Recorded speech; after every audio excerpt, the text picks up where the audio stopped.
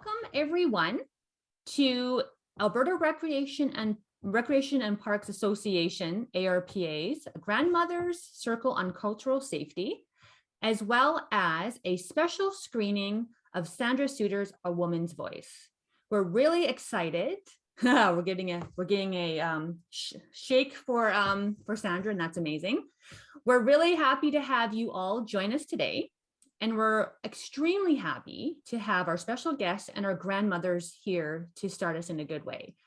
So as I have learned from the elders myself, we always do need to start these gatherings and these discussions in a genuine way and to create a safe and ethical space. So what I'm going to do is I'm going to ask the grandmothers who are here with us today to join us in a prayer, and we'll do a smudge, and then we'll start the official business of why we're here today. So I just want to virtually call up the grandmothers. So I do have some tobacco ties to offer to everybody.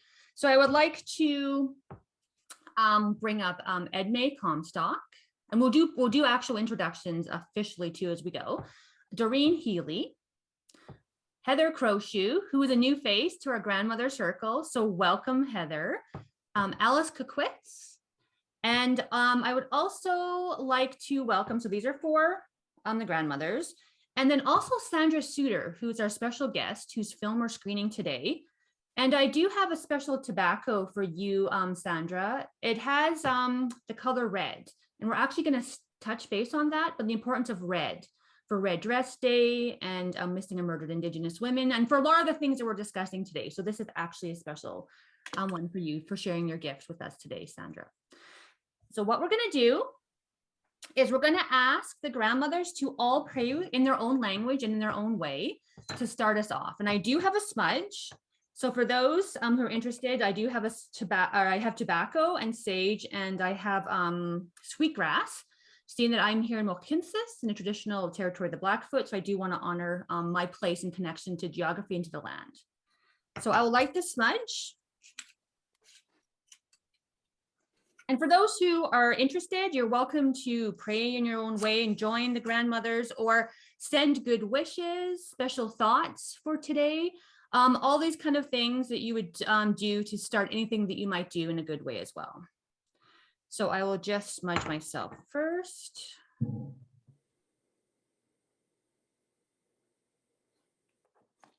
And then I also send this out to all of those who are unable to smudge right now, so that we can have a genuine connection, a safe space to maybe discuss some difficult matters, and so that we could all come together as a community. So I now pass this over to you, the grandmothers, to welcome us and to start today with a prayer.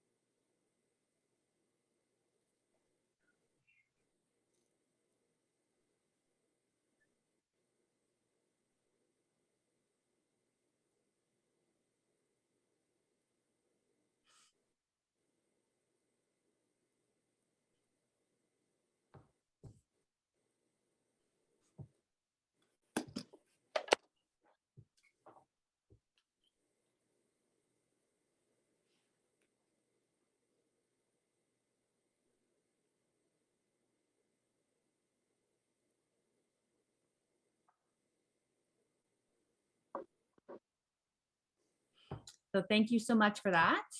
And I think too, it's really important for everyone to know that when we did speak to the grandmothers, all the elders that are on the call today, they wanted to stress how important it was all of their voices and all their prayers were honored equally. And I think that's really important as we look towards the feature of today, which is a woman's voice and the power of that female perspective as Indigenous elders. So thank you so much for that.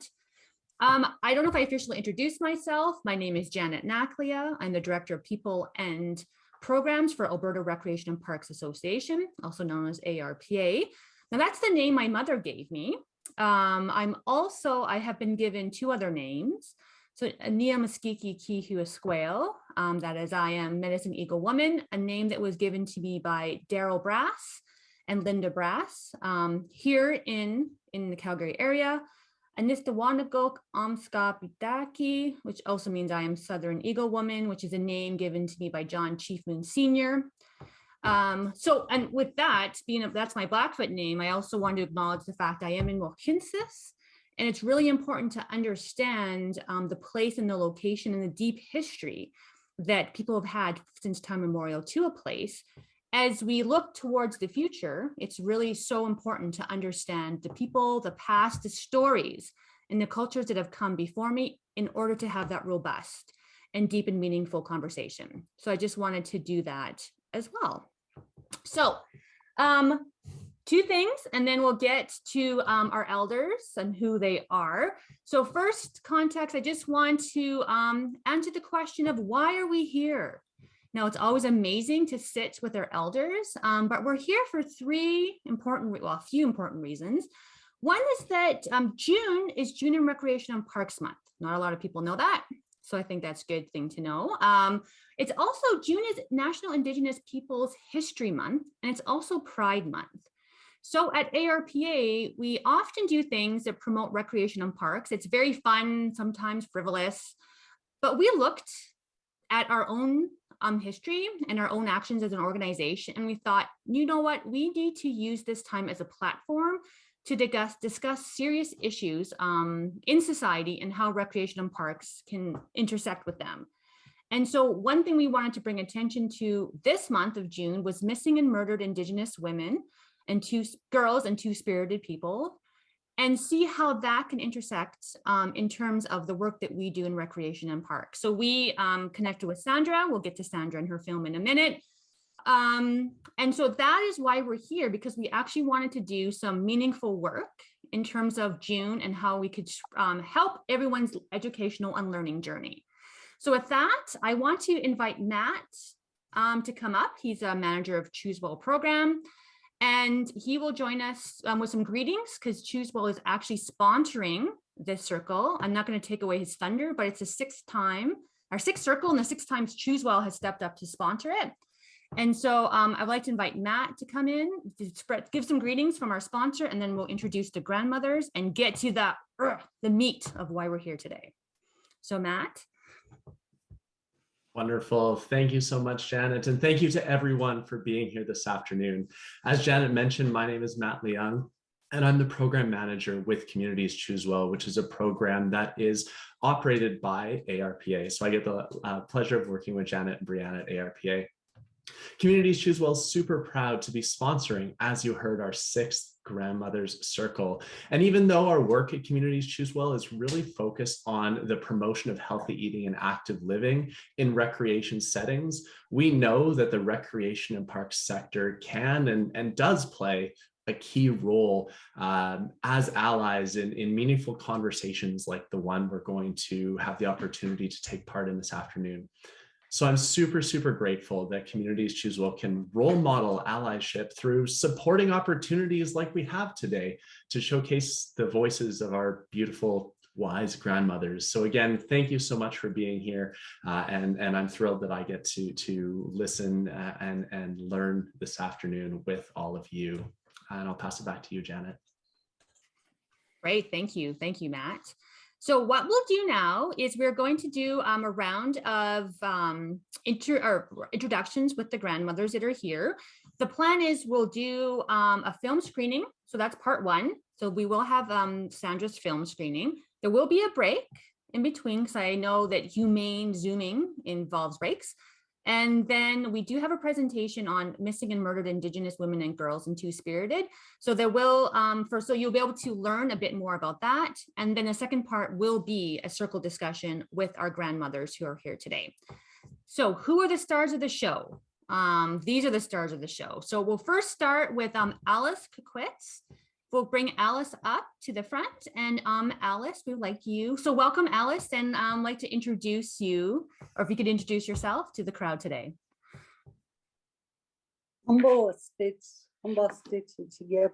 Wiyambi nagaha barbe nagu chabi nagu donaned barbigas umbostits ishnieshitigat Nidatsaya pedabictini the whole tangatsawa jah nimine the whole tangats ia winjahiam sawan. Good afternoon, everyone. I want to thank the organizers and Janet and the sponsors for inviting me to be part of the Grandmother Circle here today. And I look forward to the discussions that will occur. And I'm also very excited to see this film. So, and then provide feedback as well as, I guess, provide our own input on how we can work together and keep our women safe, our two-spirited, our girls safe when they're in the parks, anywhere. Sneeze. Thank you, Alice. That was beautiful. And I know it also drives it home too, that it is a Grandma Circle on cultural safety. And so we talk about physical safety, we talk about mental safety, but also cultural and spiritual safety as well. So I think, thank you, Alice, that was great. Okay, so I would like to ask up Edme, you're next to introduce yourself. And welcome, Edme. You've been part of a Grandmother Circle, as has Alice before. So tell us a bit about yourself. Thank you, Alice. That was beautiful. Nice to see you too. Not often enough we see all these beautiful grandmothers together. It is so, I think it's so important that we're all together. And I think that you've said so much that I was going to share, but I think that we share with love and respect for our cultures, for all cultures. It was so important for my parents to educate us that there's many First Nation. All of them need to be respected. And that as a Métis, our mixture of language comes in different levels. So as we respect one another, love one another, and share with one another, we are all sharing our grandparents and our great-grandparents that had real struggles in their lives sometime. Where we have it a little easier, we have a phone, we have the computer, we have things to reach out to each other, even though we don't have to walk 5 and 10 miles in our moccasin to see our lovely neighbors and our lovely friends. And I'd like to thank Matt and Rob, Matt and Nikki and Heather and all of you, each of one of you, to thank you for being here together. And Janet to get us together, and Brianna Moran, I hadn't seen you for a while as well. And so all of you, I'm going to miss some names. So I'm just going to say, please, Creator, let's include each and every one that is sharing with so much love, and to bring forth what women have gone through and how important it is for us to learn to heal together. And with that, I'll pass it on. Thank you so very much. Thank you so much for that, Edme. And I think too, the key point of that is the idea that it's healing together too. And I think that when we look and watch Sandra's film, that arc of empowerment, of healing, is so crucial to the story. But before we get there, I would now like to call up Heather Crowshoe, who is a brand new face to the Grandmother Circle. We're so excited to see you, Heather. Welcome. You've been a part of ARPA in various different ways. So welcome. And who are you? Good morning, everyone. Oki, that's how you say hello in Blackfoot. I'm from the Southern Pecan, or the Amskapi, not Amskapi, Skinny Picani tribe, which is by the foothills in Southern Alberta for Picani Nation. And thank you for inviting me, Janet. And I'd like to thank all the sponsors and the people who are technically putting this on, and the presenters and everyone here, especially the grandmas, the circle that I'm participating in formally today. I just want to say thank you. I'm very honored to be here. My name, I always tell people I have lots of names, but my real name is not Dugay Nimaki, which is a name that was given to me when I was younger. And I've always had that name. So throughout your lifetime, you get different names based on how you, what your accomplishments are in your life. And this name I got was connected to one of my ancestors. And so very hesitant to give up that name. So I've had that name for a while. Yeah, and I'm a mother, I'm a grandmother, sister. I just want to welcome you all. I'm very Something excited. went wrong. Please try again. Sorry, I'm very excited. My phone is trying to record me. I don't know how to turn it off. I think that's part of being a grandma. You don't know how to work technology. So there you go, my validation. Yeah, so I'm very happy to be a part and to talk about all of this. I guess I could share where I have been a registered nurse. I've also worked in all areas of the health field. And in addition to those roles of being, mother, grandmother, and sister, registered nurse, I work in right now addictions and mental health. And also I've been going through transferred rights in our family. So you do need all the generations to carry that knowledge through. And each generation will focus on the task at hand and then become competent at that and move on. So in my family, I represent the middle agers, that ones that are actually the doers. And we're in between the actual hands-on knowledge, the basic stories, and we're moving more into abstract understanding and applications of our traditional ways. So that's where I'm at. And also too, my last name is Croshoe, and Carly. And I also want to say my mom and dad is also Reg and Rose Croshoe. So with that, I want to thank you and pass it on.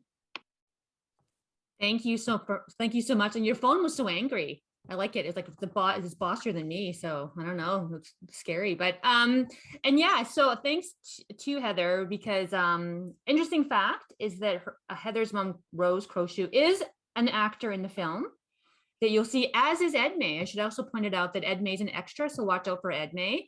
And so Reg and Rose Croshoe have done huge amount of work for ARPA in terms of our reconciliation journey. And Heather has been a part of that, always working in the background, helping. So I'd like to acknowledge that. And as she mentioned, her daughter Carly is working right now with us with the Elders Knowledge Circle as a helper. So we really appreciate Anita's doer kind of personality and viewpoint from the family. So thank you, Heather, for joining us today. And so I'd like to welcome Doreen. We'll hear more from Doreen later, but I just wanted to point out that she is the founder of this circle. So we say 6 circles later, it was Doreen's dream to bring female elders together. And we will have greetings from her about the circle when we get there. But first I wanted to welcome you, Doreen, and give you a chance to introduce yourself.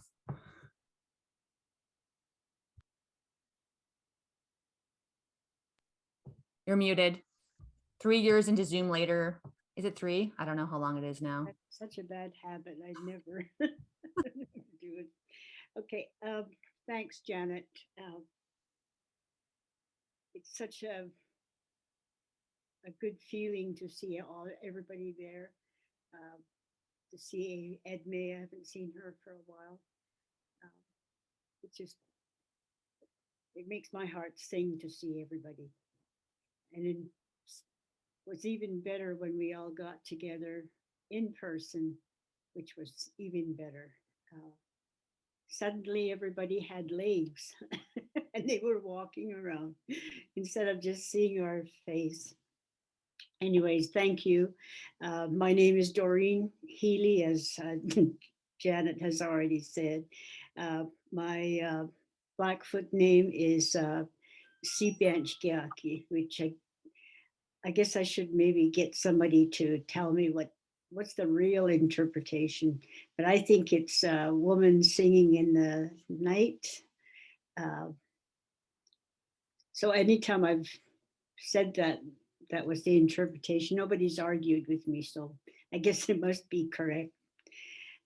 I don't know who gave it to me, maybe my grandmother, I don't know. Anyways, I'm a residential school survivor. I was in the school taken at 5 years old and left when I was 14. And I've been on my own ever since after I left. Have a family. I had 3 beautiful children. But I had the misfortune of losing my son last February. I still have my 2 daughters and 4 beautiful granddaughters. So I'm so happy that Janet ran with the idea. I came up with the idea, but she made it a reality. And I'm always so grateful to Janet, who just creates miracles. So thank you, Janet. And I'm looking forward to the movie from Sandra's video or movie and our discussion. So thank you. And it's really nice to see everybody. Thank you so much, Doreen. And of course, we all know miracle happens when the elders make it so. So I think that's really a key point, is that when you have a safe space, when you collaborate with family, because you're all here are family to me and to the organization, that amazing things happen. And on that note, then let's talk about the amazing thing that is Sandra Sutter. So a little story about Sandra is that obviously very talented songwriter, singer. Here's Sandra. Oh, we pinned her. There's Sandra. So I'm going to talk about you in front of you. It's weird. But also a huge helper to the elders and an elder in the making herself. So Sandra actually came to our elders camp that we had last year, because I know the elders see the potential in her, and she's someone who always gives back to the community and who has a huge and beautiful heart and a huge and beautiful voice. And so I had the honor of seeing her film being screened, and I thought, how amazing is this, that one of our family has done something so beautiful and so powerful and so poignant. As we look, May is Red Dress Day. We go into June, where it's National Indigenous Peoples Month and Day, June 21st. So how can we as a sector and we as a family look at something that's difficult, like missing and murdered Indigenous women, and come together in a way that is beautiful and powerful and effective, I think. So with that, I'm going to pass it over to you, Sandra, to give a bit of a background on the film. I should also acknowledge we'll have a Q&A later, that we have Nikki Milton, an actor from the film, Robbing, who's part of production. When you get to Q&A, we could bring them forward too, to share their thoughts on how the production went. And then I also just wanted to mention to you, because I have a note before I forget, that and I know you mentioned it, you'll probably talk about it, it's in the film, but as a trigger warning, that there are people who domestic violence or there is references to domestic violence in the film. So we just want to be aware that you take care of yourself, that you're in a safe space, and that you're aware of that as we move forward, because I think it's interesting to know in this world, especially what can trigger you and what could do that. So I just wanted to make that warning before I forget, and then pass it over to you, Sandra. Thank you, Janet. What a beautiful introduction. And I'm so honored to be here. This opportunity to share a woman's voice with all of you means so much to me and to Rob and to Nikki and to the folks that have contributed to it. And thanks for sponsoring, Matt. Thank you to the grandmothers for the opening prayer. And just great that everybody is here sharing this with us. My Indigenous name is Ogijidakwe, which means peaceful warrior woman. And I'm just going to share a little bit about the film with all of you. And before I do that, this film is dedicated to somebody who was a huge champion of Indigenous rights and Indigenous women's rights. His name was Vince Fontaine, and he's a big part of my music. And Chris Gaffney is another gentleman who's quite instrumental in the music that I work on. And coincidentally, he wrote a very big hit in the 80s called Miracle. So if anyone wants to Google that, it's a great song. So my last 2 albums and a new single I worked with those gentlemen on, and you'll hear those during the film, which is why they're relevant to the film. And the film is in fact based on the messages in 3 of the songs that I've written.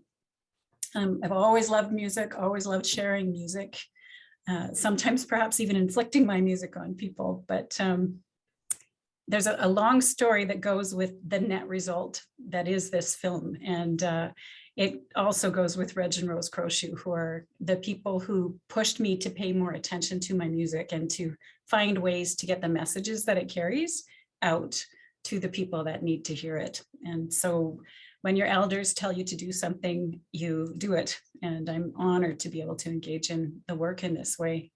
Forever grateful to them for their encouragement and teachings, and for their family, wonderful people like Heather, for their belief in me. And very importantly, they ground my work in ceremony and they vet all of my material. So all of that, and they inspire me because they're the busiest people I know. And anytime that I'm feeling tired, all I have to do is think of them. So I'm a songwriter, and for me, every song that I write tells a story that I can see in my mind. Several years ago, I had the opportunity to experience one of my songs being used in a short film, and it was pretty powerful for me.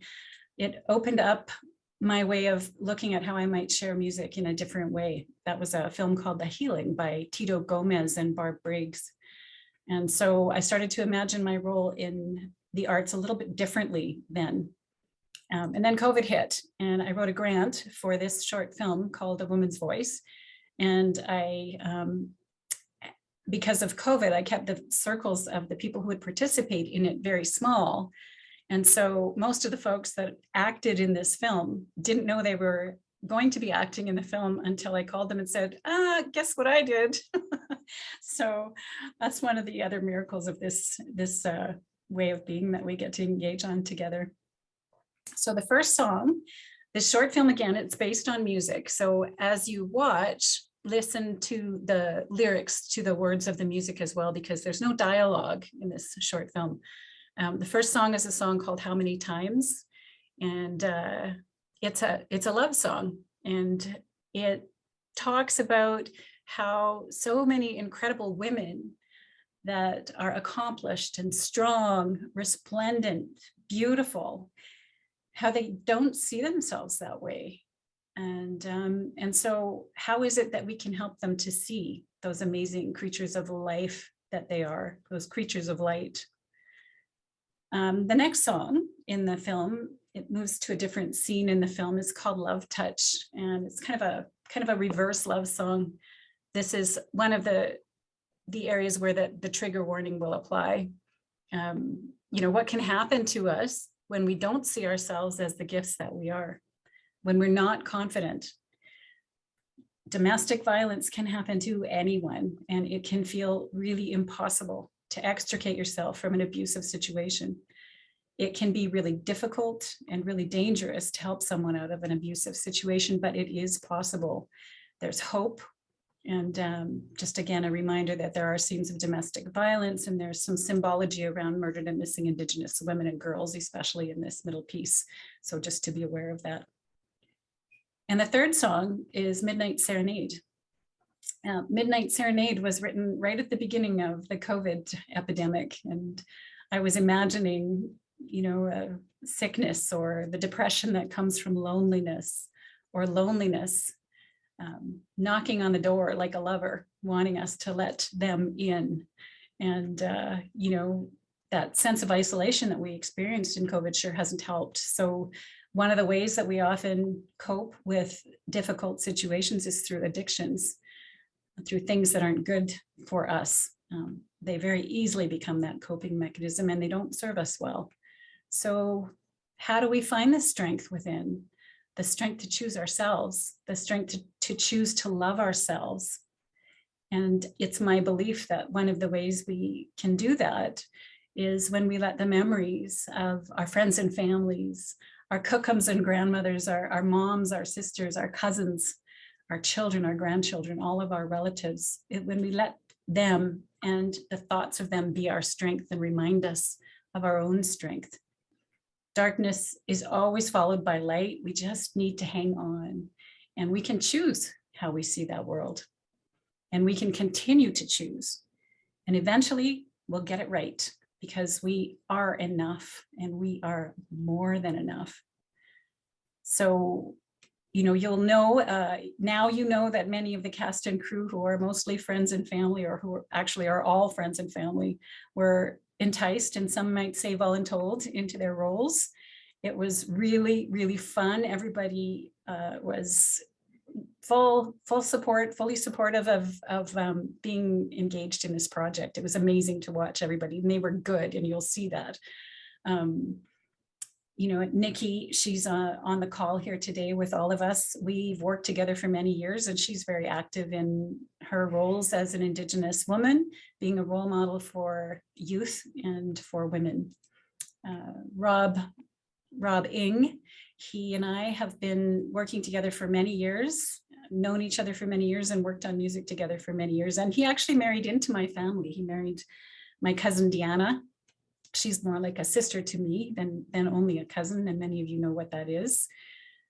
So Rob, who is the director and editor of this short film, A Woman's Voice, he was able to, with deep and discerning inquiry, make those ideas that I dream of when I write music. He was able to bring those to life on the big screen, and a big part of that was Deanna, my cousin, helping me to translate those mental ideas, that imagery that I had working in my mind, onto paper, into a story, and then Rob being able to translate that into what you'll be able to share with us here today.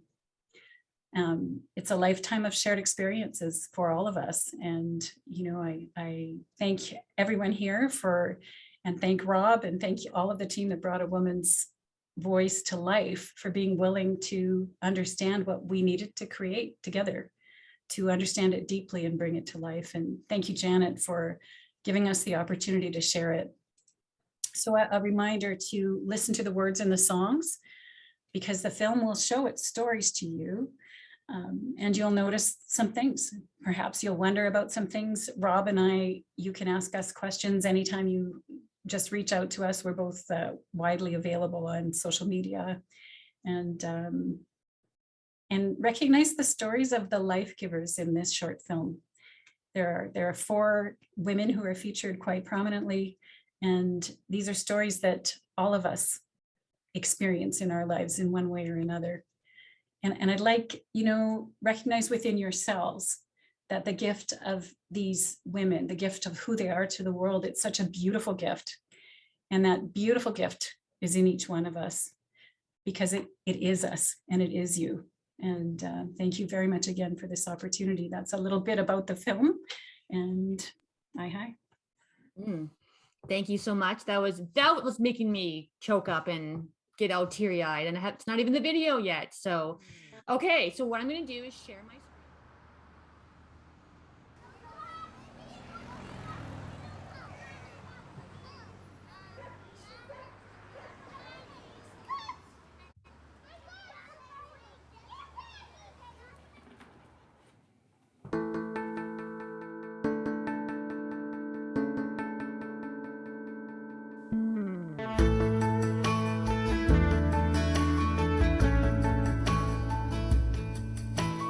How many times has the guitar been played in this room? How many times has a dream been born? How many seeds have been sown? How many hearts have flown? How many times will my guitar be played in this room? How many times has a woman cried in this room?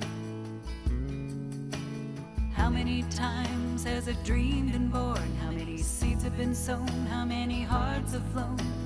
How many times will a woman cry in this room?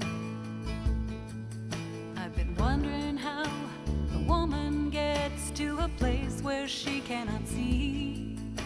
The beauty that lives inside of her, the beauty that her spirit breathes. I heard tonight a young woman say that she was less than I know her to be. And I wonder why we do that, why we paint with shades of ugly.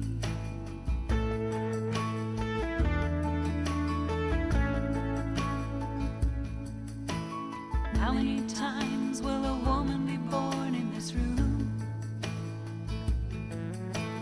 How many times has a dream been born? How many seeds have been sown? How many hearts have flown? How many times will a woman be born in this room?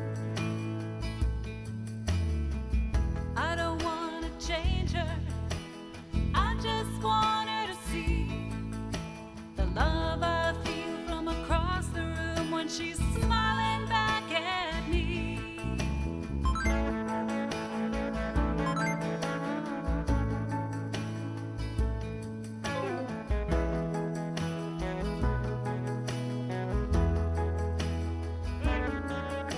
This woman is your mother, this woman is your aunt.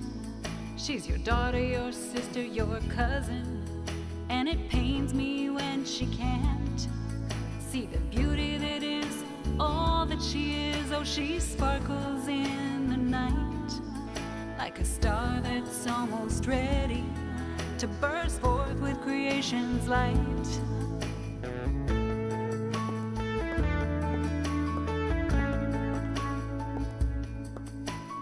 How many times will a dream be born?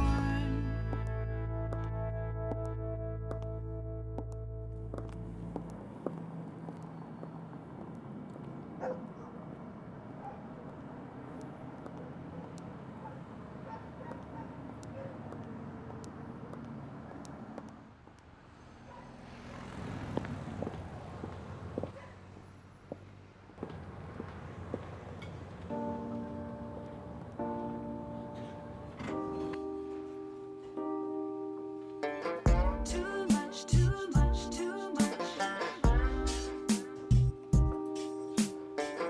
Too much, too much, too much.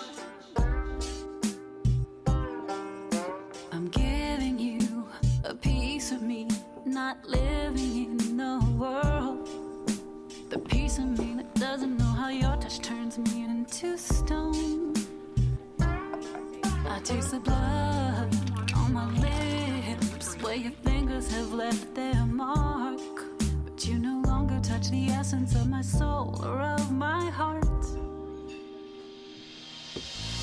You turn my outside shades of blue. You say you love me and I know it's true, but you love me too much. With your love touch, you say the words I need to hear. So tell me why I'm still living in fear when you love me too much. With your love touch. Too much, too much, too much. I've loved you, although you believe that I'm a child. A child would have learned to run from the touch that hurts so much. I'm running, I don't know where, so I can't stay, can't stay.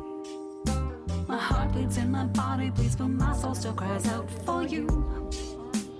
Yeah, I don't know if You turn my outside shades of blue. I know you love me, but it's also true that I'm leaving you soon. And your love touch, you say the words I need to hear. So tell me why I'm still living in fear when you love me too much. With your love touch.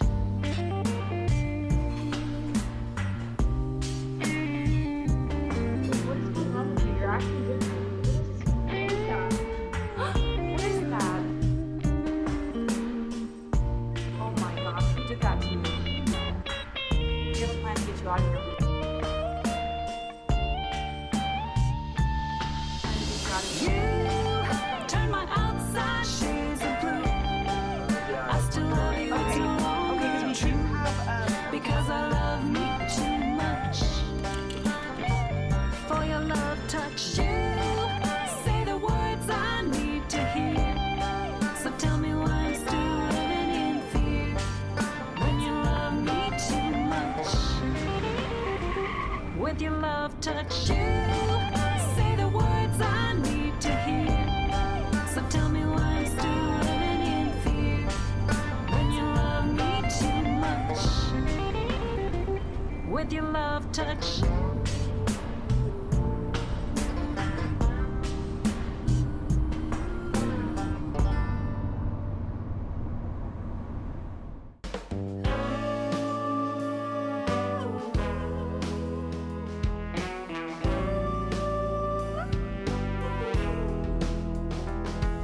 Silence, don't you bother me no more.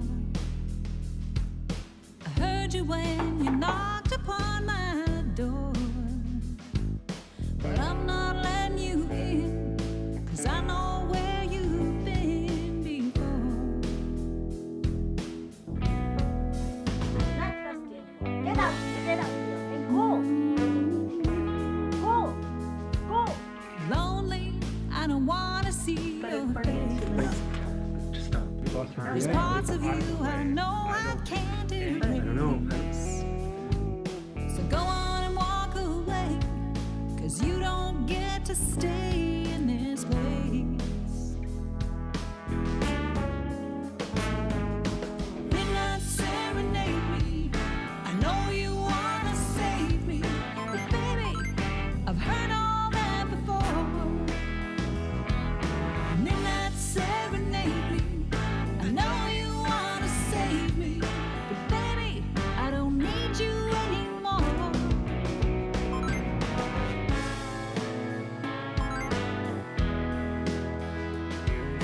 Midnight, you know you can't be my man. It's not that big of a deal. You just need to understand. So sing your serenade, but hear me when I say walk away.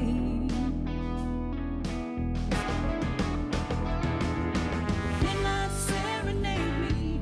I know you wanna save me, but baby, I've heard all that before. Midnight serenade me. I know you wanna save me, but baby, I don't need you anymore.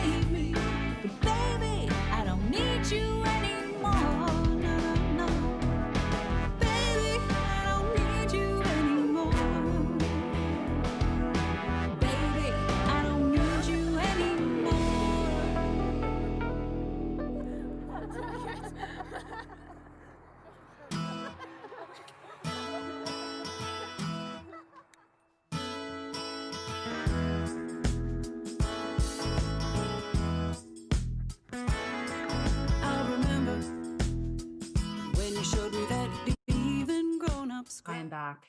I wasn't sure how long the credits were rolling, Sandra. So I just wanted to thank you so much for that amazing video. And I think it's really a perfect topic for our grandmothers to be discussing coming up. So sorry, if you're, I don't know, I can't hear you, Sandra, if you're actually saying anything. Are you muted? I'm Oh, there. here. Are you there? Good. I just can't see you. And so, you know, I think I'm really excited to hear what the grandmothers think about that. And also one of the things we're going to talk about too is what this means in terms of cultural safety for the recreation and park sector. So those will be the two questions that our grandmothers are going to be discussing. But any comments before we move to the next piece, Sandra?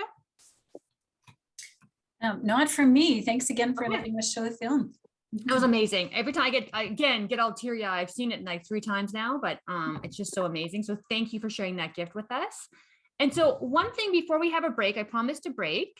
I think a really key point and a lot of things that the recreation and parks that I'm hearing for recreation and parks people is how do we learn more? Like how can we educate, arm ourselves with knowledge in terms of what we as an industry and a sector can do to help reconciliation and to help things like this. So I'm gonna, before we go for a break, I'm going to invite Brianna Morin, who is our Officer of Reconciliation and Engagement for ARPA and Choose Well.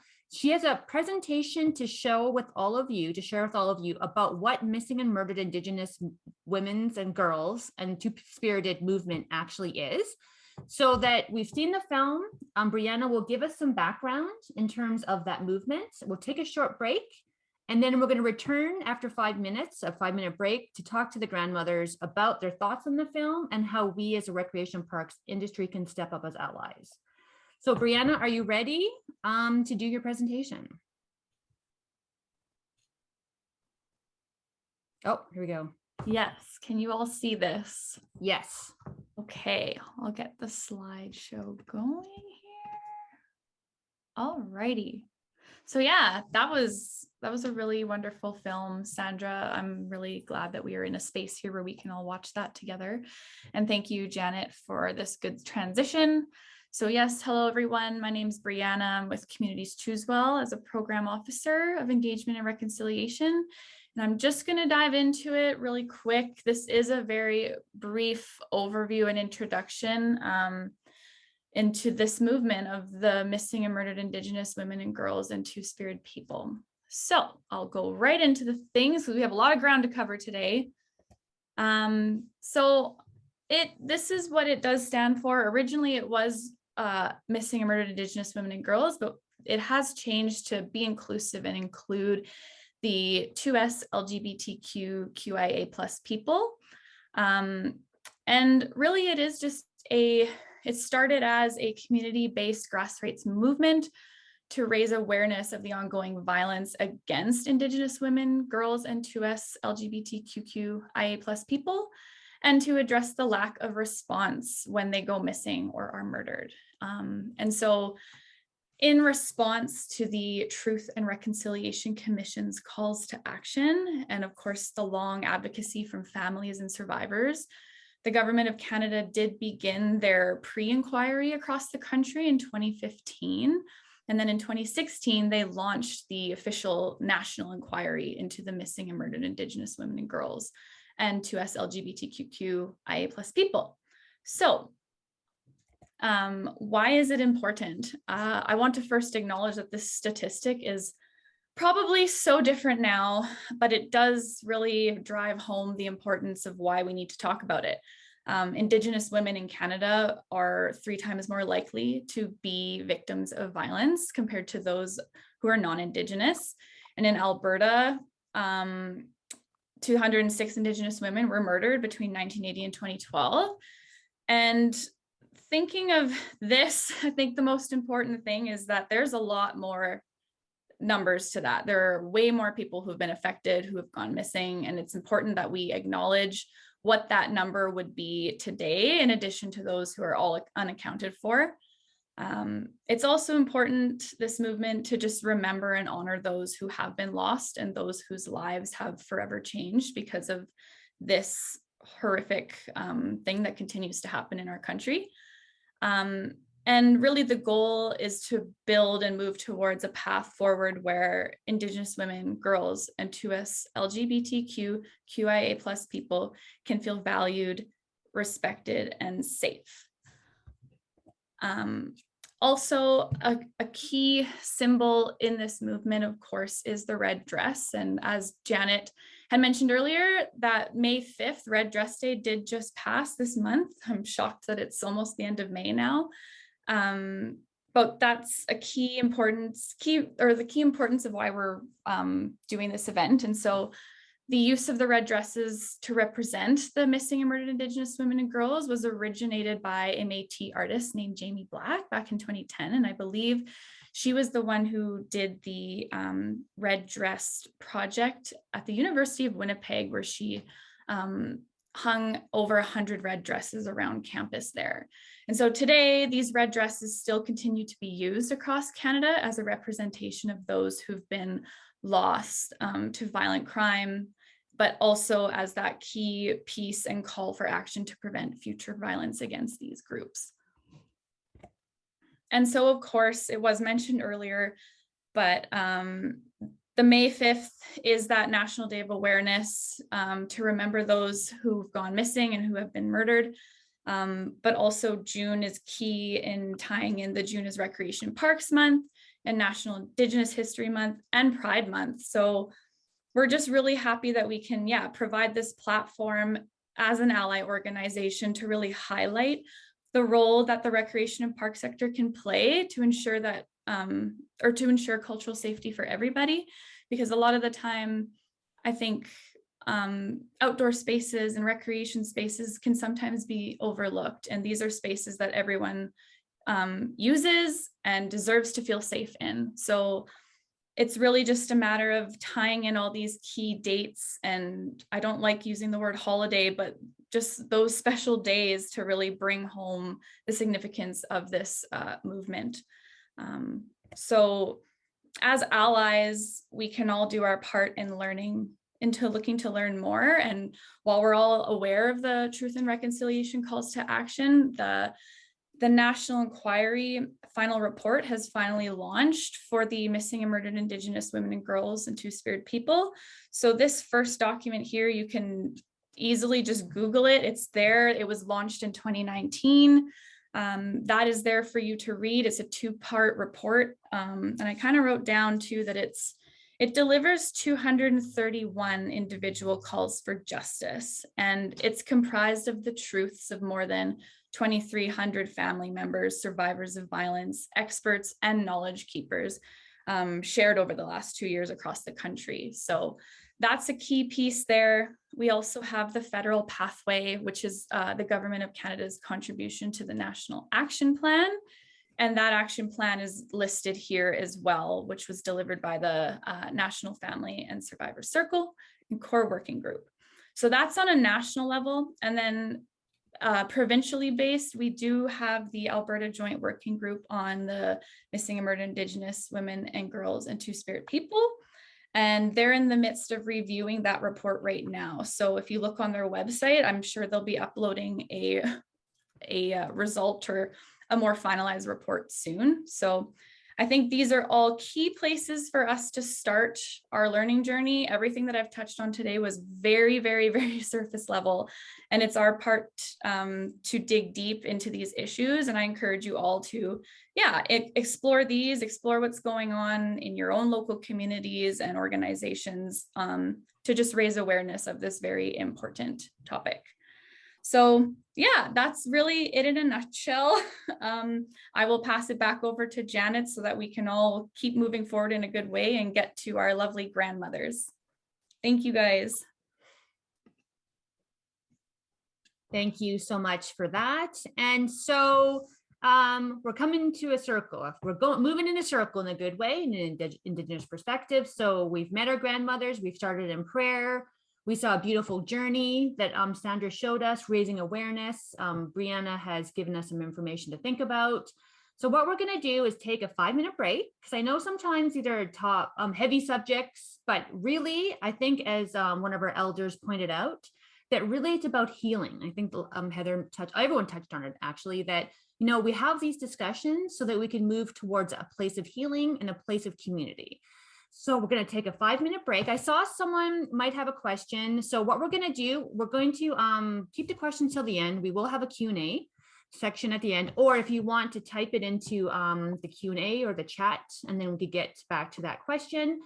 And so jot that down, everyone, and we will have a section to ask questions about the film and to our grandmothers, but we just want to give everyone some space to take a 5-minute break, and then we'll actually get the grandmothers to give their feedback on the film, and then to their perspective on how recreation and parks can help move the sector forward.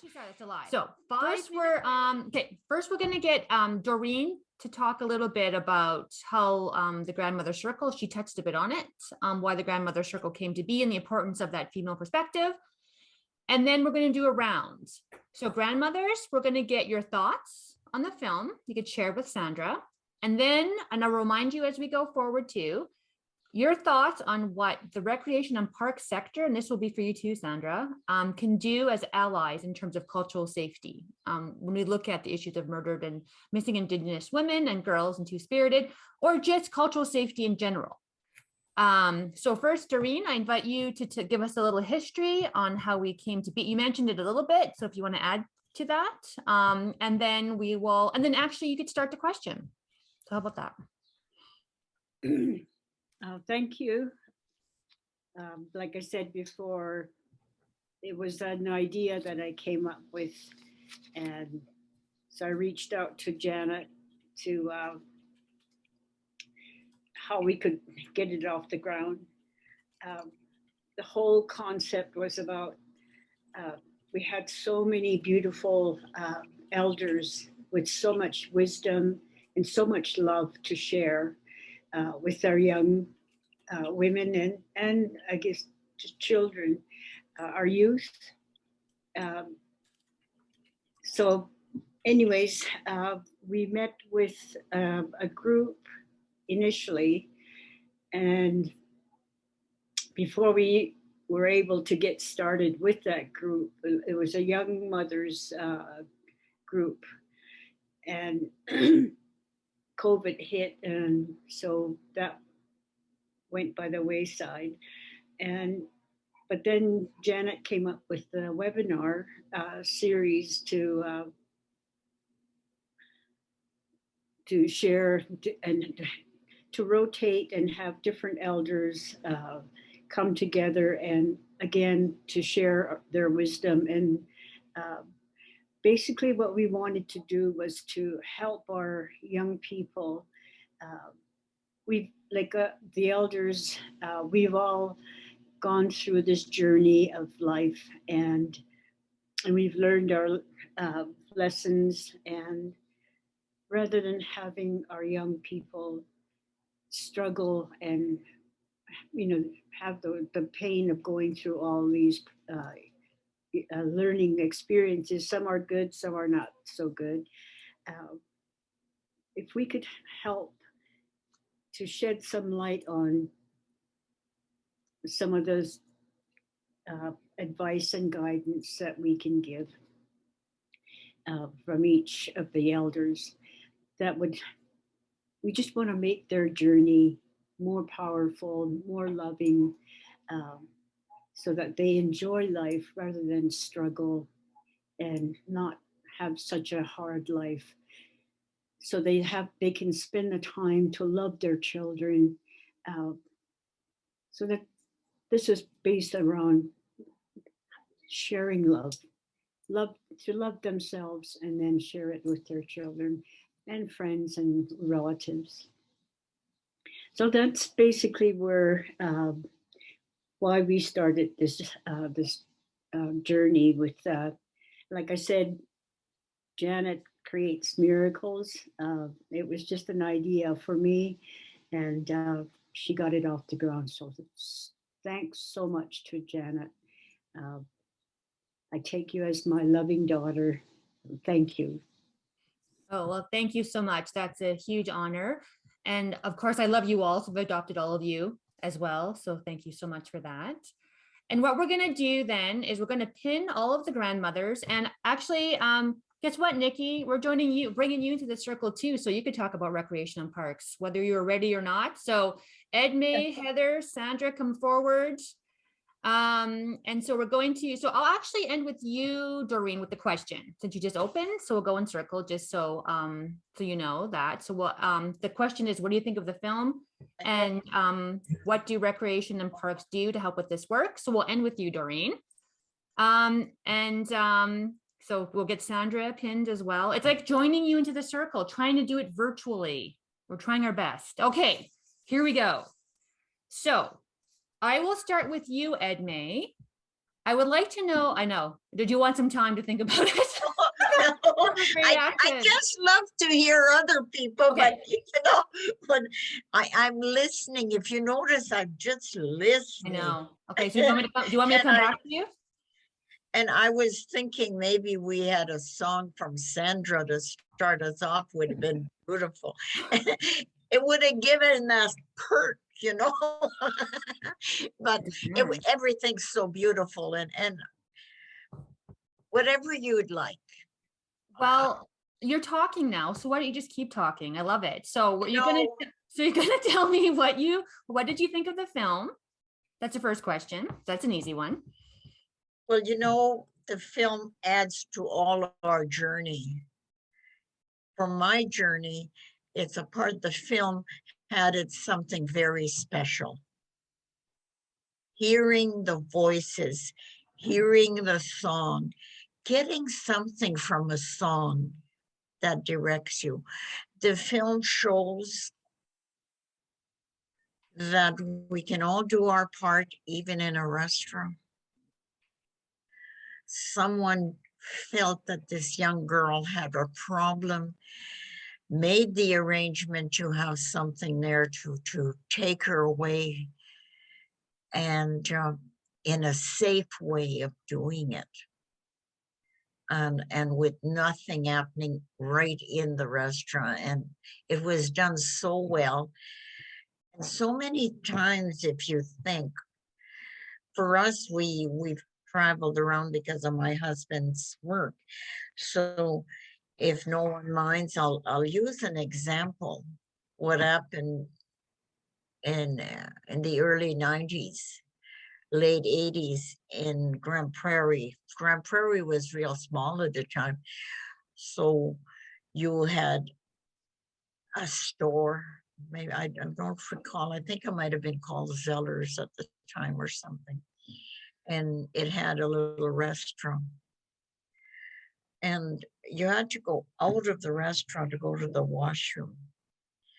And Janet, my daughter Janet, and I, we went to the washroom because Janet and her husband were working up in Grand Prairie as well.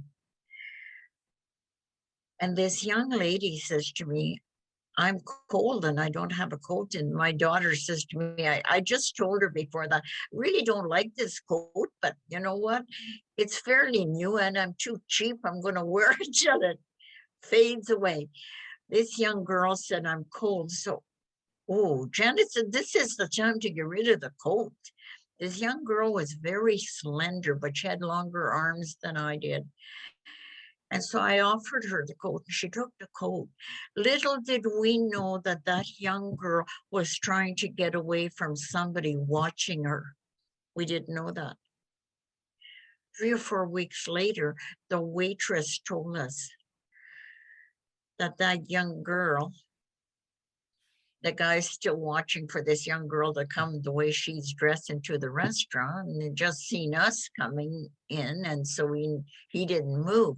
So this girl was, the waitress said, she was able to get away, not without knowing I helped somebody with a coat I didn't like, but so the coat was, then I loved the coat. After I heard the story, I thought, boy, you were an ugly coat, but you saved someone's life.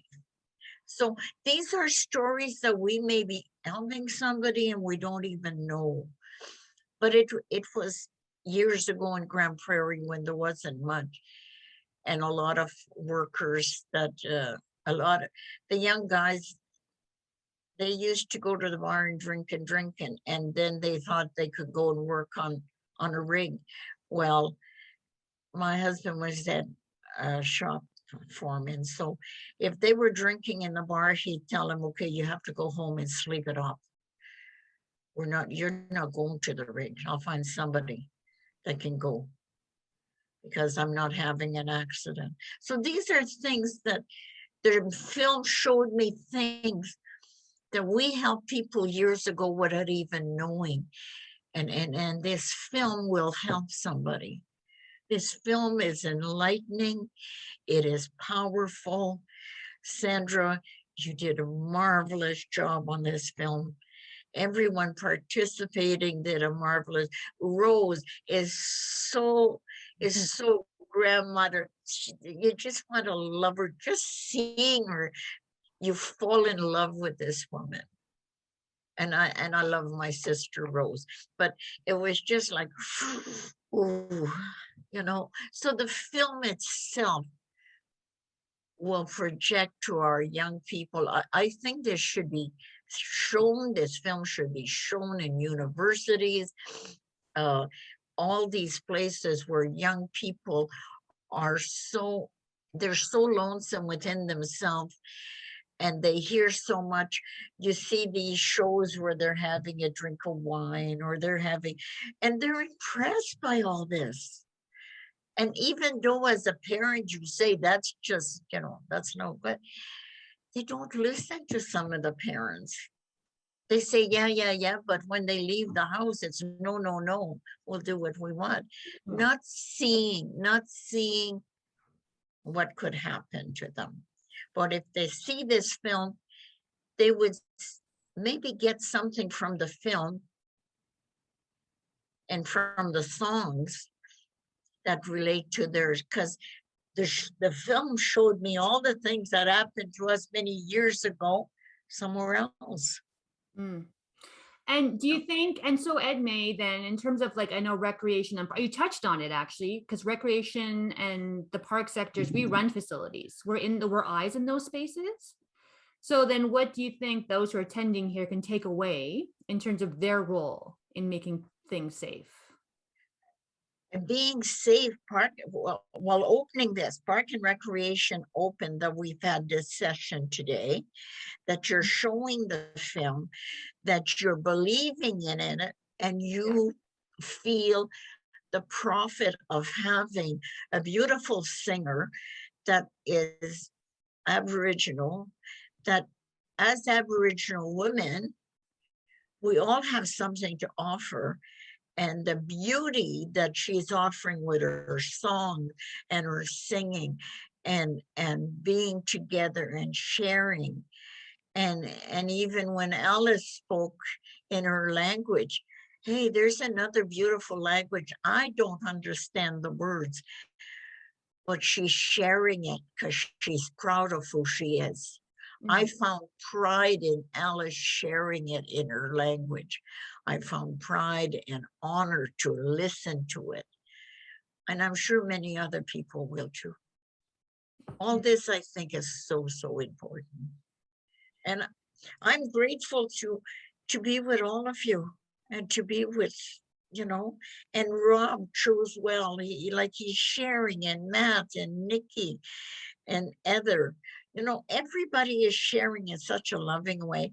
And Doreen, to start a group like this, Doreen, you had an insight. And when Brianna speaks, she speaks with love from her heart, not just for the moment, for the younger ones she speaks for, I always say, the middle generation, which now I'm in the old generation, but for a long time, you're in that middle generation from the time you're in your 30s till you get to about 60. And then they kind of drag you into the other part, into the elder generation. And before you know it, you're fully there and you say, what am I doing here? And what have I learned? But this film will teach you things about who you are. That's, And I yeah, thank you. that's, I love being dragged into And wisdom on the stage. Park and recreation, you're doing your part. Yeah. How could we ask for anything more? Just keep helping us through this and tops. Park and recreation, thank you. Your tops. Thank Thank you you. so much, Edme. And so I think that's actually a nice transition to you, Alice. And again, it is, as we talk about young leaders like Brianna, we talk about Heather and Carly, and I know with you, Alice, coming from a very matriarchal society, I'm very interested to hear your idea on the film and then your thoughts on how the learnings can help recreation parks as well. And Alice actually spoke at our Leaders Summit to a group of leaders in recreation and parks just last week. So I know you're all warmed up for this topic, Alice. Boss, I will sort of give my perspective, my thoughts to this film. But what I'm going to do is I am going to speak to this film from a reservation perspective. When I say that, I come from a community. So it's the Stoney Indian Reservation, and the experiences that, you know, when we talk about family violence impacts everyone. And I say that because there are two people that it may be involved in the violence, you know, the act of violence. But if you look at who is impacted, everyone within that family system is impacted by family violence. And I'm not just referring to women being abused. There are men out there that are being abused and live in abusive relationships as well. And we need to acknowledge that this is our reality. Family violence is very, very, there is so much violence within our communities today. We are losing our young people. And a lot, you know, if you look at family violence, you know, comes from the intergenerational violence that we all experience within our lives. And sadly, we're all impacted. No, we pass on those behaviors to our children. And that after generations, that violence is normalized.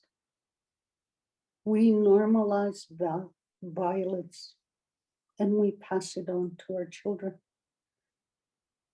No, if you do a research on violence, every sister, every auntie, every grandmother within my community that I know have been assaulted. And over the years, so family violence has been normalized. And we need to recognize that.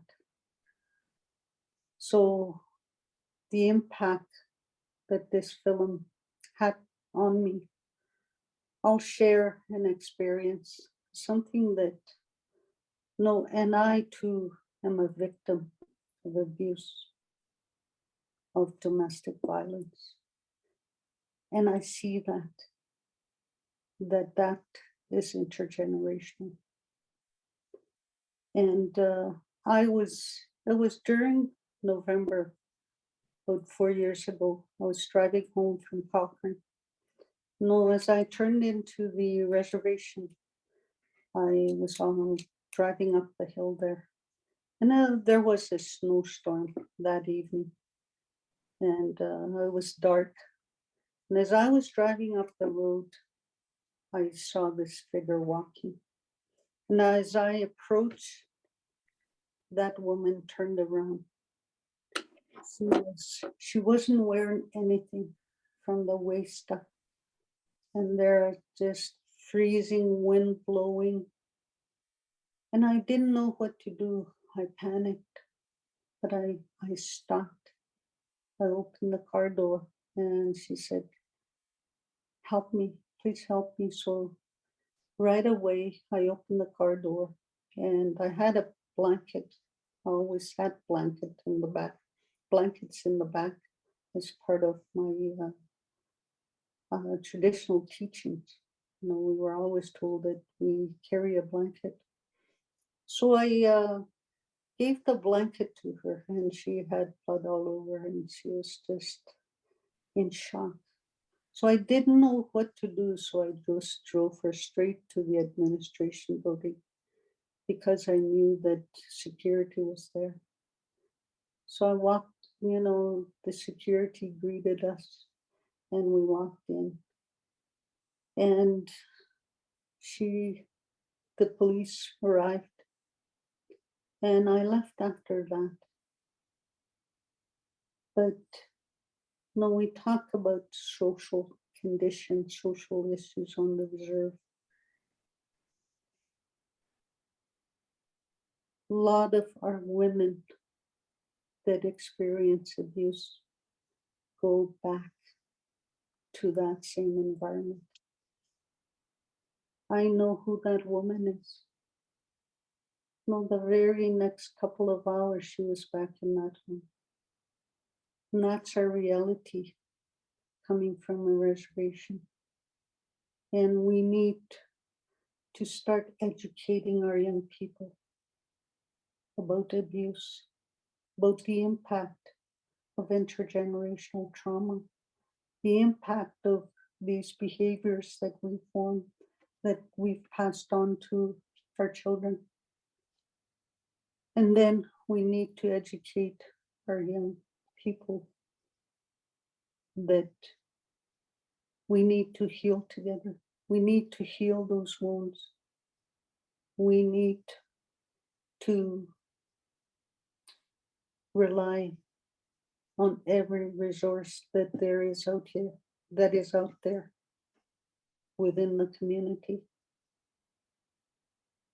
Women's shelters, all these organizations need to get together. We need to provide that resource so that family violence can be addressed, not only in an urban setting, but on reservations as well. So that's my thought, my comments relating to the film, that today there are resources out there. Our women are two-spirited. Our men that are in domestic violence relationship, you no longer have to feel ashamed that violence is not normal and that there is help. We can stop this intergenerational violence on each other. How, and then how can the parks and recreation assist us in moving forward? No, parks terrify me. I have to be honest, parks terrify me. And especially if there's signs and, you know, a lot of people. And it's because of the treatment that we've received over the years. my generation, my mother's generation, my grandmother's generation. But we need to change that mentality. We need to remind ourselves that the parks are located in our traditional territories. We are not strangers or visitors to these parks. Our ancestors, those parks were traditional territories. We need our people's rights, our Indigenous rights need to be respected. So that, if we enter a park, we will be welcomed. We need to develop a relationship with the parks and recreation departments. A lot of parks are situated in our traditional territories. No, these parks are situated where we harvest, where we pick our medicinal herbs, where we gather our berries. That has to be respected. And we need to continue those harvesting practices as well. We need to look at reconciliation. What does reconciliation mean to you? How do we begin to form a relationship? We need allies, parks and recreation, those that are non-Indigenous. Educate yourself. Educate yourself so we can work together. We can walk side by side in the name of reconciliation. We need our women to be protected. We need help. No, when you're in the parks as an employee, recognize those behaviors. Recognize when you see domestic violence that can escalate. Our women, our people need to be protected within the parks. It can't be a haven of abuse within those parks. And we, as women, need to continue our journey. As matriarchs, we need to heal as well from those wounds of the past so that we can be there for our children and our grandchildren, so we can be allies and not bring our unresolved issues to the forefront. So I sneeze. Thank you. Thank you, Alice. That was beautiful and brave. Two B's, beautiful and brave. So thank you so much for sharing that. I really appreciate it. And I think that's a great message. Educate yourself, be aware of your spaces, and find out how you can also be involved. So thank you. And I think it's a nice transition to our next. So FYI, this is a shameless plug, but at the ARPA conference, we're doing a Blackfoot tea dance on parks and reconciliation, of which the Crow Shoe family is hosting for us. So Carly will be the lead ceremonist and Reg and Rose will be there. So I'm going to go to you next then, Heather, who's very aware of these things. And so that was a shameless transition.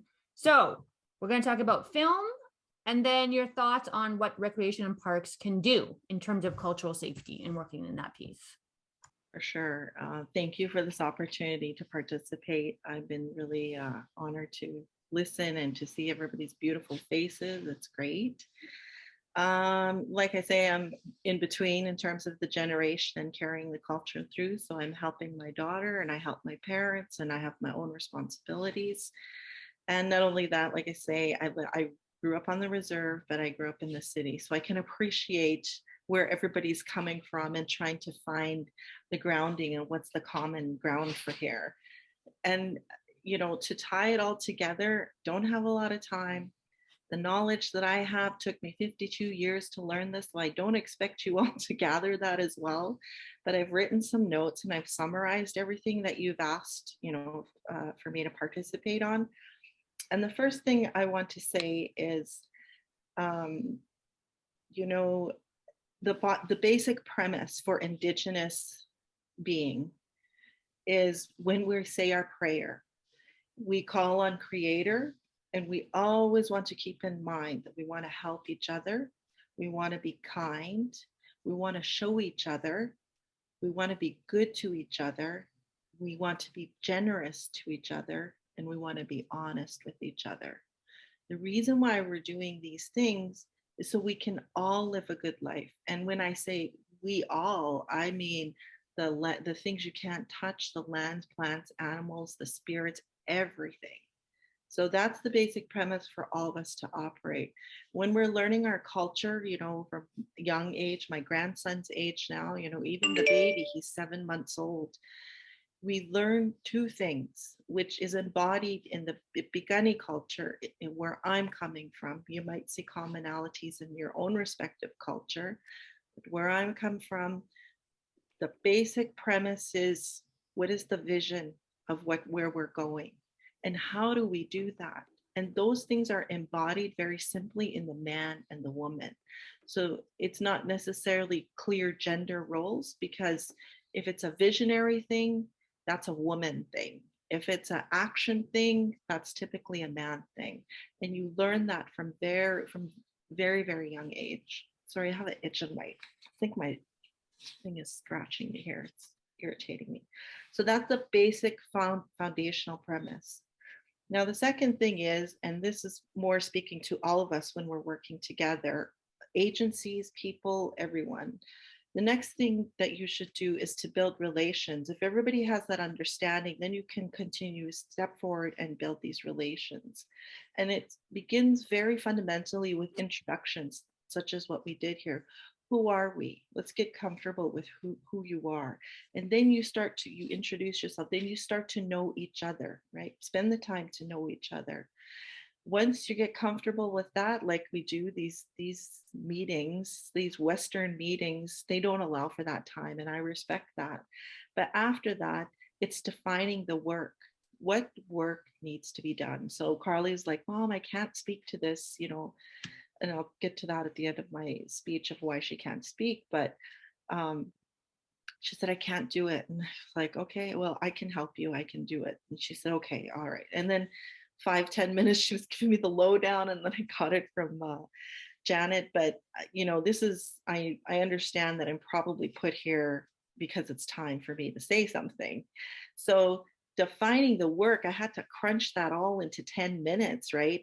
But then I understood that I have the experience and the knowledge to be able to speak to this. And Carly felt something as well, that, yeah, this is actually okay that you take over, Mom. And then the next thing is, how are you going to work together? And then defining the work. What are the parameters of the work? What are we talking about? So now we're getting more into business, right? Definition, policies, all those other things. But fundamentally, I think that goes really nice with the mandate of the Organization for Parks and Recreation. And I'm not real, I think everyone can seek some similarity with that, some parallels with those mandates.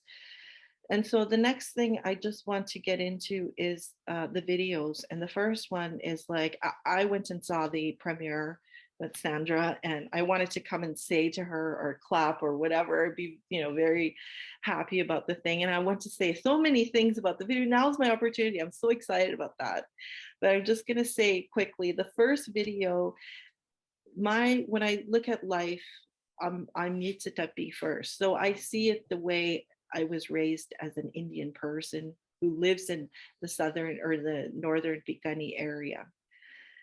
And so the first video, I really saw that as that person was starting out their journey. You know, even though when I went to the premiere, it seemed like mom, the role that mom played was, you know, kind of looking back, but it really was for us as it was presented to us, it was the starting out of a journey, right? And then the second video, which is my absolute favorite video, it's my favorite because I love the song and I love the story in it. But through my Indigenous eyes, I'm beginning to understand all these fundamental building blocks that I learned in my culture.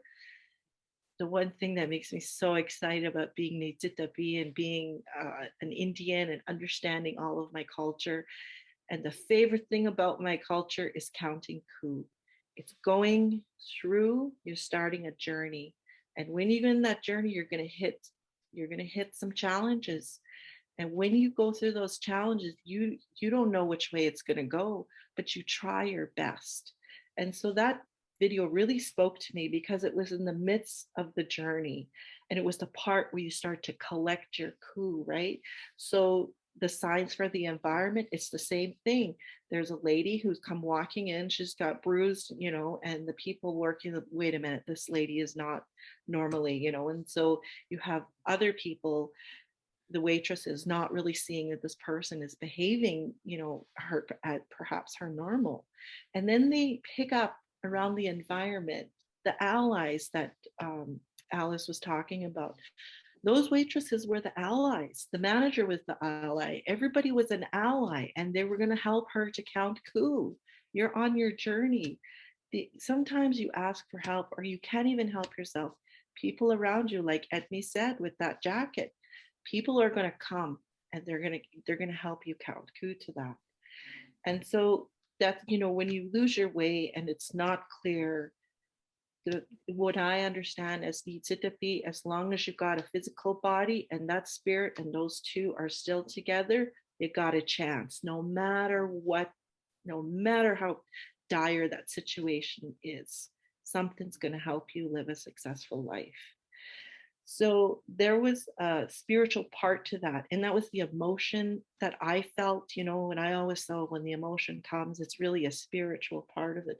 And it's perhaps watching this video or the motive, the spiritual on the spirit side with people who have passed on, who knows what part they had to play in this, right? Who knows what part they have to play now?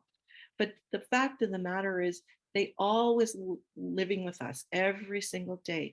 So through our smudge, through our prayers, through accessing our environment, everything in our environment, it renews and really makes the telephone line clear. You know, it makes that communication clear, whether it goes one way or the other, it's clear. You got a good solid connection to survive. And then the third one, well, you guessed it, it was counting ku. They're all sitting there, they're relaxed, they're in a safe space, and they're remembering what happened, but they're safe and they're saying, okay, now you can feel the relief. Oh, we can move on. But when you look back, this person went through a journey. There's lots of learning that they may never ever realize until somebody comes to them and says, I need help. Oh, yes, I went through this. And then while you're speaking to somebody, sometimes that you know, the light goes on. Oh, wow. And then you see the beauty in yourself. You see the strength in yourself. But it's not for you to hold on to put on you know, in a display case for everybody to say, wow, that person has so much. It's for you to, your spirit to interact with the other person's spirit, because that lives on too. So whatever is in the environment, you're just helping it to move on. You know, you're sharing those things. So to me, that's what the third video is. And then the next thing I want to speak about very quickly is about the missing and murdered Indigenous women. And I think I hope you can see, but it builds on all of the things that I spoke about, because we're not talking like, it's very hard for me as an Indigenous person to start asking people their pronouns and for that matter, land acknowledgement and all these things, because I'm trying to find, my way in these things. So the more I interact, the more I understand. And especially a nurse working with people, they have, I want you to refer to me by this pronoun. So sometimes I slip because I'm feeling the person's spirit, and, then I understand, well, this person is, I can liken it to being visionary, or this person is actually doing an action. So that's how, to me, I figure the gender, because we in our language don't really have a gender. That's sort of how we define the things. So I could see how missing and murdered women, if it's clearly what modern society is calling a woman, yes, they fit in that little construct. But if they're not, they're blurring those lines, some people might find that threatening to them, which then in turns creates more endangerment for that person. It puts that person more at risk, more so than perhaps a woman who is fulfilling that gender role as expected by everybody else in the environment, that may not even be part of who they are. And that's really hard. The way I say that is really hard is because we're equal and we're human before our genders, before what we do. And by the way, I just want to plug in that Maslow for Maslow's hierarchy of needs. Everybody remembers that. I want to thank him and I want to condemn him for writing about those things. My grandson just came home from school. Hi. So if you can imagine that Maslow's hierarchy of needs, at the bottom, what's the bottom? Safety, safety and shelter. You need safety and shelter before you can even go beyond to say, now I can start to think. Just like the video, the third video, that's where we all collectively took a sigh, and then we could start reflecting on the other two videos that happened. So that's built within our culture, and it's not a triangle. It happens. There's little opportunities in life. You take those opportunities, you count food. Now's the time to be safe, to gather our food. Now's the time to talk about the intellectual things and how we can move forward, to build our mandates and policies, et cetera, et cetera. So that's what I really want to say about the missing and murdered Indigenous women. And I'm also a fashion designer. My great-grandmother actually was a missing and murdered Indigenous woman.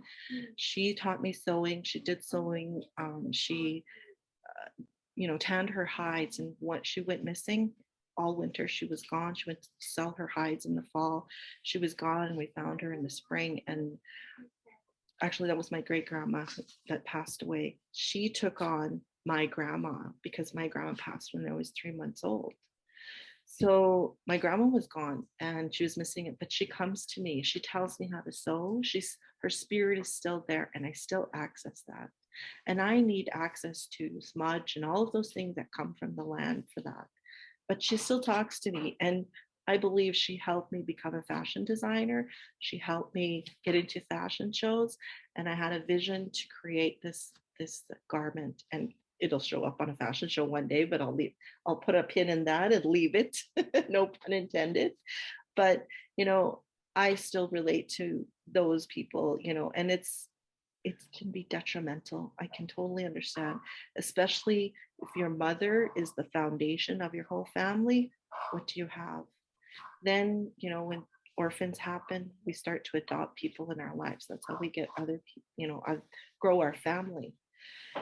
So then that's the introduction really to the cultural safety. And cultural safety is very subjective because it's personal to each human being. Because we are so unique, it's very personal. So this is where the work happens. What is cultural safety? Who are we trying to provide cultural safety? You've got to answer the 5 W's. And then, defining the work, and what is the work? Like, are we doing physical safety, emotional safety, financial? I mean, I love the Amber Heard Johnny Depp trial. I've been watching it, and it really brought light to what Alice said. There is male violence, and it really made me think about it. And it also made me think, yeah, stay away from drugs and alcohol. Doesn't clouds your thinking. So the other thing I want to say, and specifically to Parks and Recreation piece, is you know, it's a place of reference for us as Indigenous people, because not only do we access the healing medicines there, when we watch the animals, when we know more about the animals, even the sky, everything, you follow how it was created and how it exists. Thank you. All of those stories are lessons. That's our, like my dad says, that's our university. That's where our knowledge happens.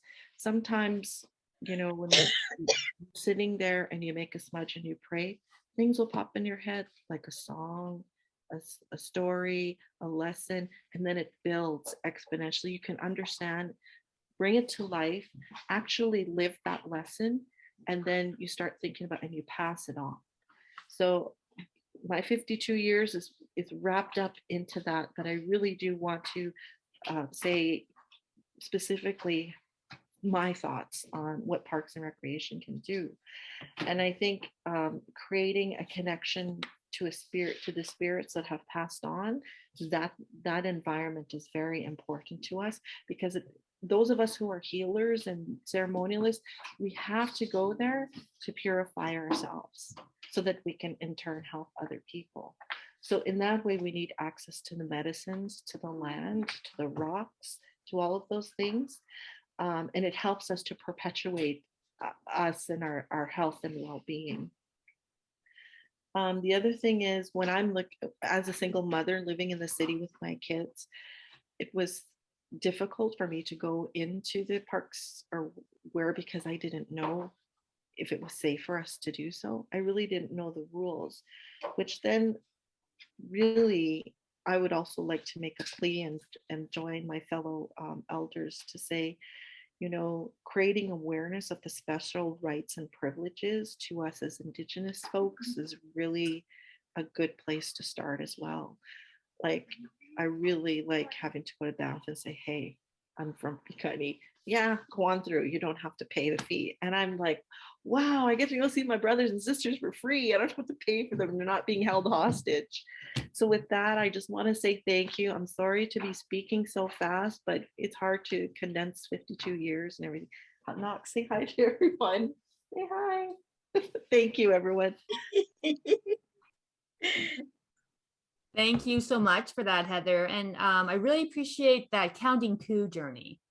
And I think we're all on that. And I loved that idea. And we talk about coup stories at ARPA when we do staff meetings based because of your dad. So I really appreciated that story. And of course, Maslow hierarchy of needs. She was being very generous. He stole it from apparently the story, it's stolen from the Blackfoot and indigenous communities here in Alberta. So on Maslow. All right. So we looking at the time. So Sandra and Nikki, I'm just going to go right to the recreation and parks question for you, because obviously you're in the film, you have thoughts on it. And so I'll ask you that question, and then we're going to round up the circle with Doreen. So Nikki, you first. So thoughts on recreation and parks and what we can do in terms of that cultural safety piece. Oh, you're muted. We can't hear you.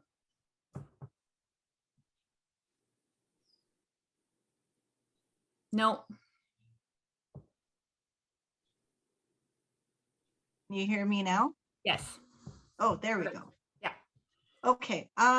So many good points have already been stated.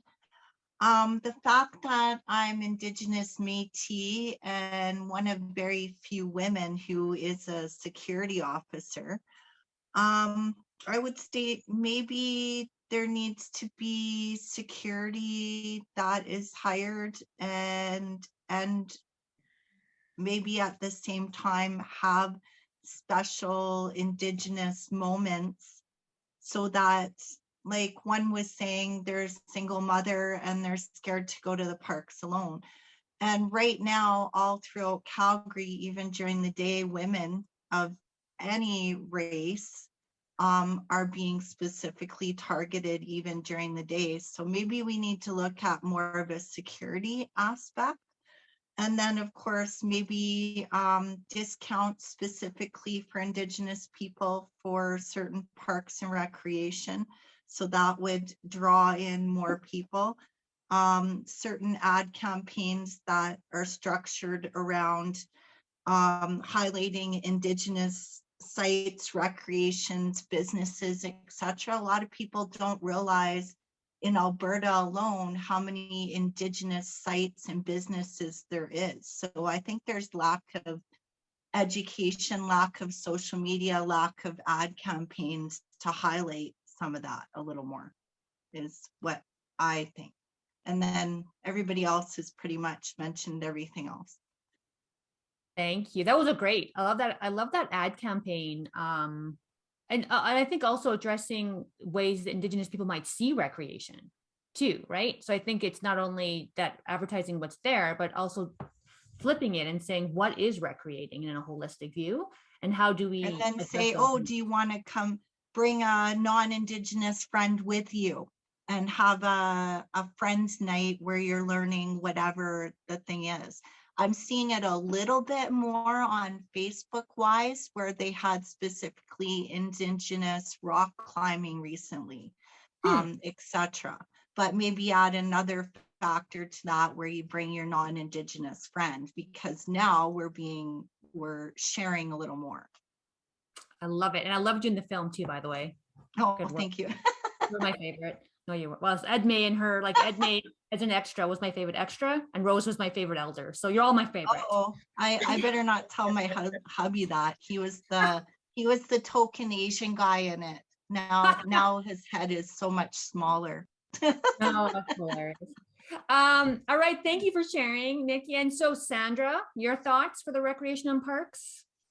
I think there've been some excellent comments that I've heard and things that can be incorporated in many different organizations, especially parks. But I think having these kinds of things and getting this information out within the interested parties that participate is key.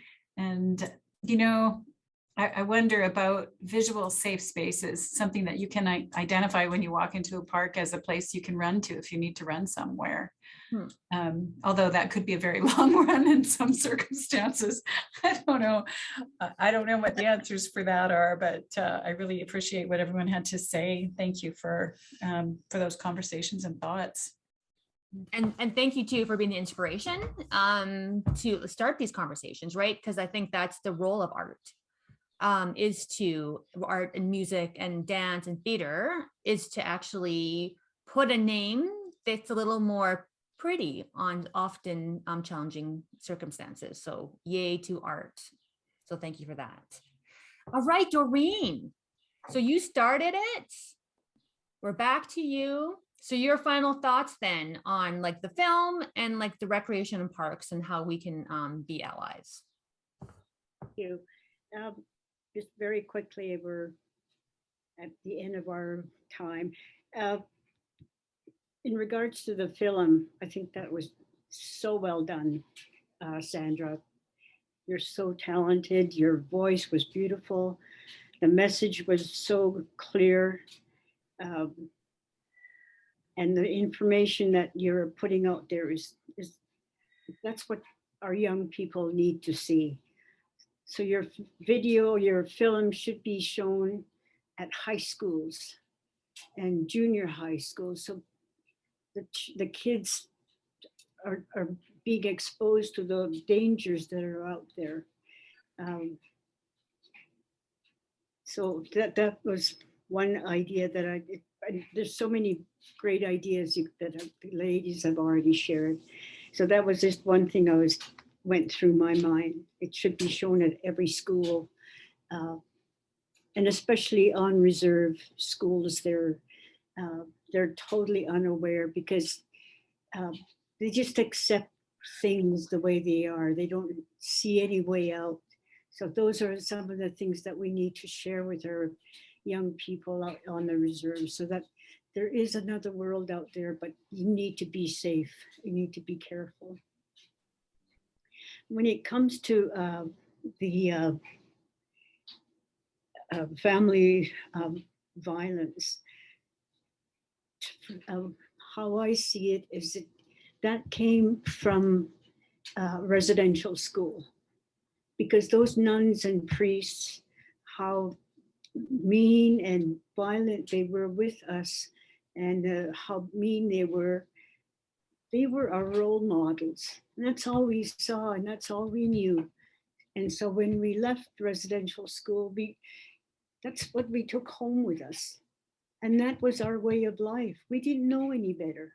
We didn't have the warmth and the loving and affection. When I left residential school, I didn't know what love was. I just knew I didn't want to be alone. And so the first guy that paid attention to me, I just clung on to that person.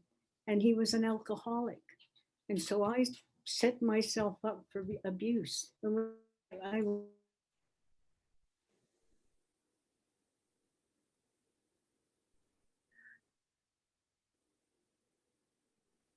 I think, has Doreen froze or have I froze?